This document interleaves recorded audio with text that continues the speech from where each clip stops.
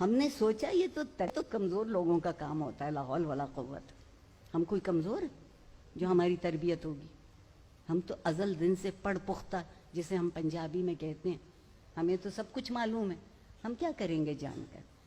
مگر تربیت یہ تھی جو یہ سکھاتی تھی کہ محبت کا بھی سلیقہ ہوتا ہے، مگر اس سے بہتر سلیقہ نفرت کرنے کا ہوتا ہے. ہم محبت اب اس لیے نہیں کر پاتے کہ ہمیں نفرت کرنا نہیں آتی.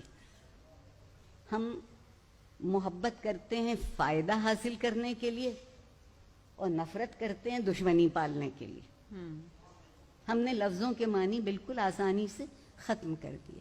مجھے اتنا افسوس ہے، اور میں سمجھتی ہوں کہ تربیت کے بغیر کوئی معاشرہ چاہے کتنا امیر ہو جائے، اور ہماری امارت میں تو کوئی شک ہی نہیں رہا.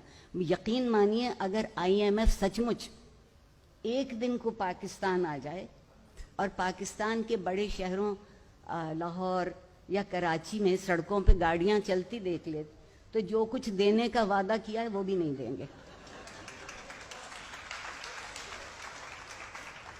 دوسری بات، تربیت ایک اور کام سکھاتی ہے.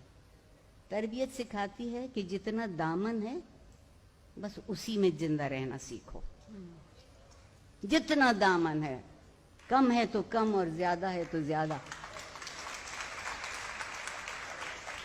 ویسے تو غالب ہماری سمجھ میں نہیں آتا. مجھ سے بہت سے لوگ کہتے ہیں doctor Arifa I love Ghalib, I love Ghalib, but what can I do? I don't know Urdu.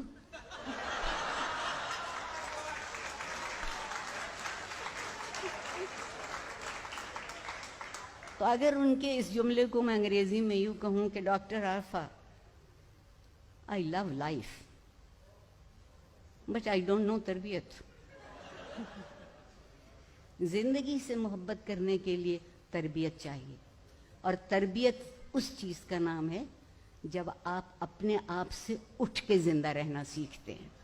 اگر آپ شرکت کرنا جانتے ہیں اور شریک کرنا جانتے ہیں. ہم نے کیا کیا کہ اب میں اور آپ بیٹھے ہیں نا یہاں، میں آپ سے بہت پہلے سے بیٹھی ہوں اور بڑے بڑے فلسفے ہم نے آج جھاڑ دیے ہیں، کوئی بچا نہیں ہے بات. مگر اب ہم آپس میں بات نہیں کرتے. مکالمہ ختم ہو گیا ہمارے درمیان سے.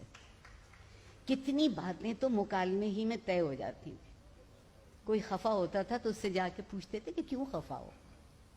وہ تھوڑی دیر تو نہیں بتاتے تھے اور ناراض ہوتے تھے. مگر آپ ان سے بہت رسان ٹھنڈے دل سے پوچھتے تھے کہ نہیں جی چاہتا ہے بتائیے ہم سے کیا غلطی ہوئی، آپ کیوں خفا ہیں.